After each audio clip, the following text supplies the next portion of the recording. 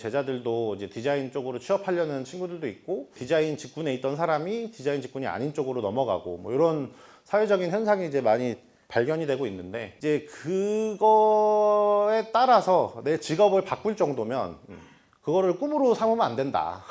그러면은 자기가 진짜 좋아하는 게 아니잖아.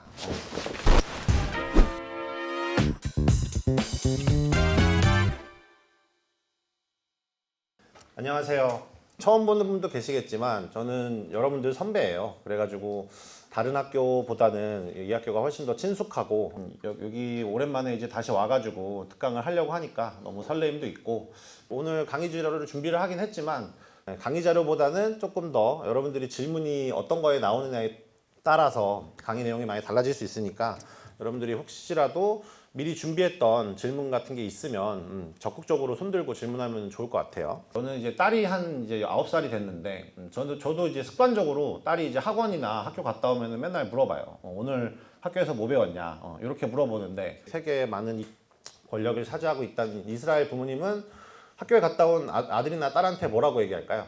그 한국의 부모님들은 학교 갔다 오면은 뭘 배웠니? 이렇게 물어보고, 이스라엘 부모님은 학교 갔다 와서 너네는 어떤 질문을 했니? 이런 걸 물어본대요. 근데 이제 제가 이제 개원 다닐 때를 생각을 해보면 수업 시간에 열심히 이제 듣는 거에만 집중을 했던 것 같아요. 고등학교 때부터 우리는 익숙하잖아요. 수업 끝나고 질문하면은 질문하는 거에 대한 답변을 듣느라고 수업 시간이 길어지고, 그러다 보니까 질문하는 것에 대해서 익숙하지가 않고, 질문을 하면은 친구들이 째려보는 것 같고 눈치 보고 이런 것들을 많이 하게 되는데, 이제 저는 이제 그런 것들을 좀 깨부셔야 된다 라는 생각을 이제 대학원 생활하면서 많이 깨달았어요. 그래서 오늘도 질문을 하는 거를 위주로 진행을 해보고, 그다음에 혹시라도 질문이 안 나온다 하면은 제가 준비한 강의 자료를 보여드릴 생각이에요. 질문을 하라고 하면 이제 머릿속에 하얘지니까, 저도 이제 비슷한 경험이 있어요. 교수님 앞에만 가면은 머릿속이 하얘지고 어떤 질문을 해야 될지 모르겠고, 이런 질문을 하면은 혹시 예의에 어긋나는 거 아닌가, 이런 고민을 이제 교수님한테 한번 질문 드려봤더니 교수님이 하는 얘기가 이거였어요. 교수와 제자 간에 예의 없는 질문이란 없다. 네, 이렇게 답변을 해주시더라고요. 그래서 저는 이제 머리에 망치를 딱 맞은 듯한 느낌이었어요. 그러니까 제자는 모르니까 물어보는 거잖아요. 제가 강의를 10년 했는데 한 번도 예의에 어긋나는 질문을 받아본 적이 없어요. 그만큼 우리나라 사람들이 너무 예의에 신경을 많이 쓰는 거고, 근데 그런 것보다 더 중요한 거는 여러분들이 궁금한 게 내 안에서 나와서 질문을 했을 때 조금 더 그게 지식으로서의 가치가 있고 머릿속에 오래 남고 하는 거기 때문에 저는 그런 것들을 조금 더 신경을 써서 했으면 좋겠어요. 사실은 그 돈을 뽑아왔어요. 제가 질문하면 사실 10,000원씩 드립니다. 원래는 제가 책 쓴 것도 드리고 막 이렇게 했었는데 반응이 안 좋더라고요. 혹시 용기 내서 먼저 질문하신 분께 먼저 선착순으로, 또 용기는, AI는 어쨌거나 완전 메가 트렌드란 말이에요. 그러니까 쉽게 말해서 요거의 개념을 조금 정리해두면 좋은데, 유행이랑 트렌드가 있고 메가 트렌드가 있어요. 유행은 기간이 이렇게 있으면 뭐 한 달에서 뭐 2달, 3개월 뭐 이렇게 가는 거고, 요런 거는 1년, 요런 거는 뭐 10년. 이런 것들이 이제 기간에 따라서 어떤 거는 유행이라고 부르고 어떤 건 트렌드라고 부르고 크게 걸어가는 거, 이런 거는 트렌드겠죠. 메가 트렌드는 이렇게 가는 거겠죠.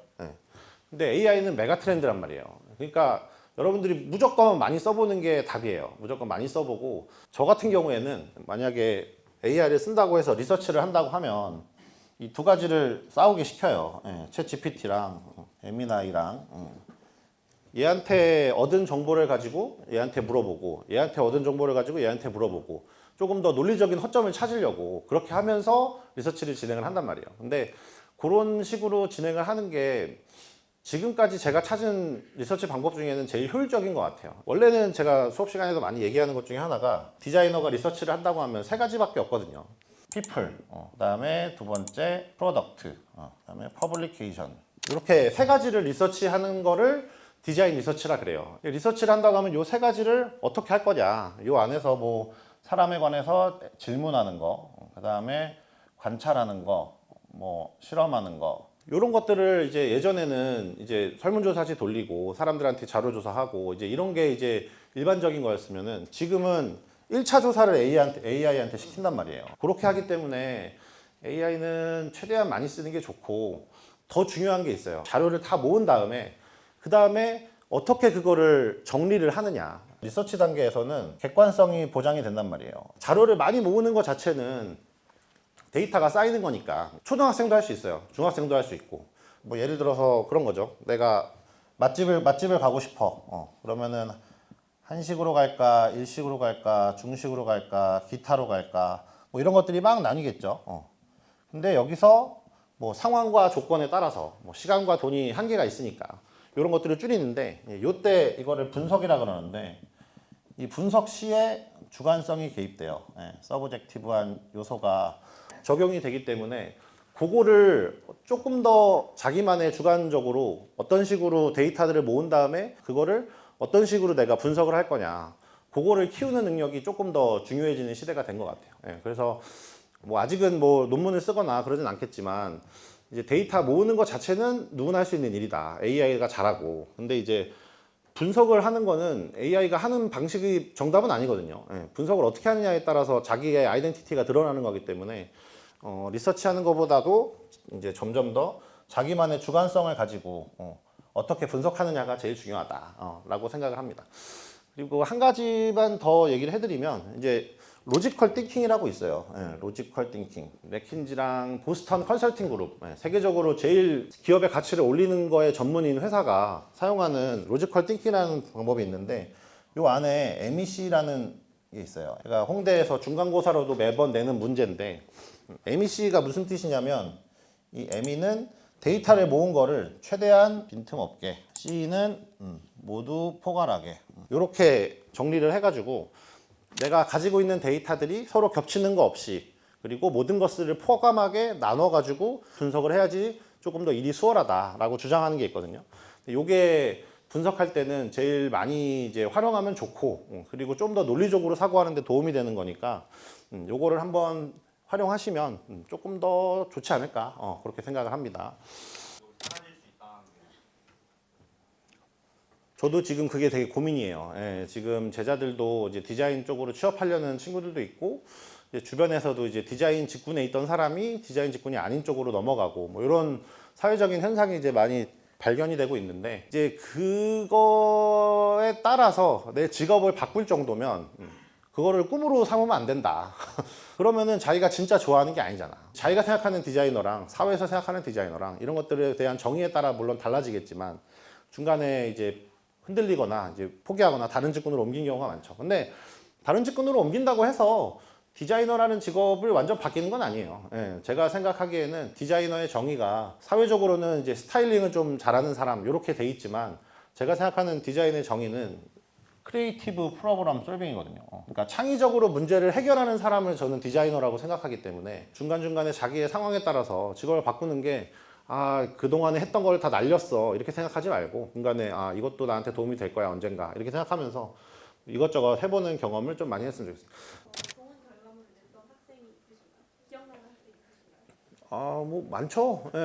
특히나 저희 학과 같은 경우에는 홍대 디자인 경영학과인데, 거기에는 이제 실질적으로 포토샵이나 일러스트를 안 다뤄본 친구들이 많아요. 많은데 거기서 이제 브랜딩을 해보거나 뭐 제품을 해가지고 프로젝트를 진행하거나 해봤을 때 관점이 다르니까 좀 비주얼적으로 뭔가 이렇게 업그레이드 하는 거를 보고 놀라진 않죠.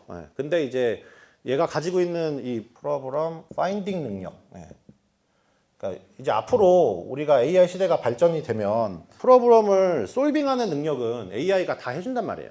그러니까 그런 능력을 잘하는 것보다 프로그램을 찾는 능력이 더 중요하단 말이에요. 근데 그런 것들을 잘하는 걸 봤을 때 저는 얘는 좀 센스가 있구나, 얘는 좀 잘하는 친구구나, 이런 거를 느끼고, 솔직히 말해서 조금 걱정되는 거는 이제 AI가 조금 정답 같은 얘기들을 많이 제공을 하니까 비판적 사고가 점점 이제 많이 못하게 되는 것 같아서 그런 것들이 좀 걱정되긴 해요.